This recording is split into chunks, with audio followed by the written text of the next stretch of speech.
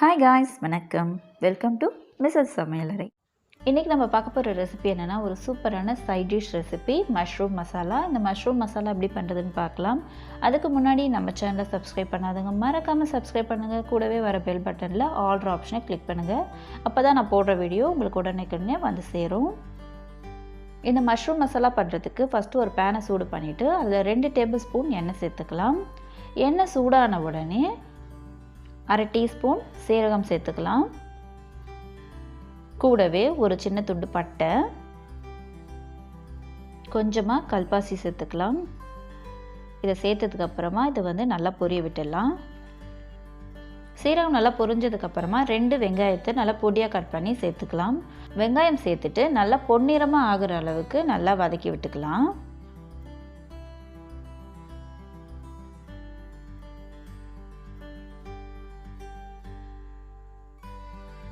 வெங்காயம் நல்லாவே வதங்கிடுச்சு. வெங்காயம் வதங்கினதுக்கப்புறமா இஞ்சி பூண்டு விழுது 1 டேபிள் ஸ்பூன் சேர்த்துக்கலாம். சேர்த்துட்டு இதோட பச்சை வாசனை போகிற அளவுக்கு இதையும் நல்லா வதக்கி எடுத்துக்கலாம்.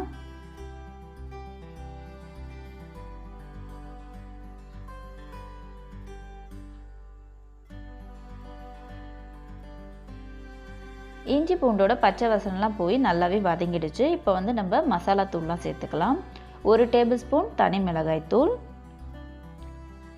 1 டேபிள் ஸ்பூன் தனியாத்தூள், 1/2 டீஸ்பூன் கரம் மசாலா. இது எல்லாத்தையும் சேர்த்துட்டு இதோட பச்சை வாசனைலாம் போய் நல்லா வெங்காயத்தோடு நல்லா மிக்ஸ் ஆகணும். அந்தளவுக்கு நல்லா வதக்கி விட்டுக்கலாம்.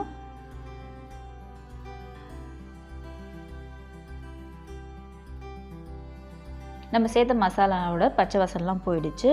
இப்போ நம்ம தக்காளி சேர்த்துக்கலாம். நான் இன்றைக்கி 2 தக்காளியை மிக்சியில் போட்டு அரைச்சி பேஸ்ட்டாக சேர்த்துக்கிறேன். சேர்த்துட்டு இது கூடவே 2 டீஸ்பூன் தயிர் சேர்த்துக்கலாம். தயிரையும் சேர்த்ததுக்கப்புறமா தக்காளி தயிர் நல்லா எண்ணெய் பிரிஞ்சு வர அளவுக்கு நல்லா வதக்கி விட்டுக்கலாம்.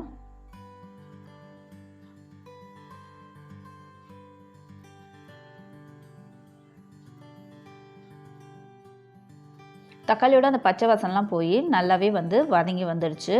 இந்த சமயத்தில் இதை மூடி ஒரு 2 நிமிஷம் லோ ஃப்ளேம்லேயே வச்சிடலாம். அப்போ தான் அந்த எண்ணெய்லாம் பிரிஞ்சு வரும். 2 நிமிஷம் ஆயிடுச்சு. ஓப்பன் பண்ணி பார்க்கலாம். பாருங்கள், அந்த எண்ணெய்லாம் பிரிஞ்சு வந்திருக்கு. ஒரு வாட்டி இதை நல்லாவே மிக்ஸ் பண்ணி விட்டுடலாம். மிக்ஸ் பண்ணதுக்கு அப்புறமா நம்ம இப்போ மஷ்ரூம் சேர்த்துக்கலாம். நான் இன்றைக்கி 200 கிராம் மஷ்ரூம் எடுத்திருக்கேன். இதை நல்லா பொடியாக கட் பண்ணி அதை இது கூட சேர்த்துடலாம். சேர்த்துட்டு இந்த மசாலாவுக்கு தேவையான அளவு உப்பையும் சேர்த்துக்கலாம். உப்பு சேர்த்ததுக்கப்புறமா அந்த மஷ்ரூமை ஒரு 1 நிமிஷம் போல் நல்லா வதக்கி விட்டுக்கலாம்.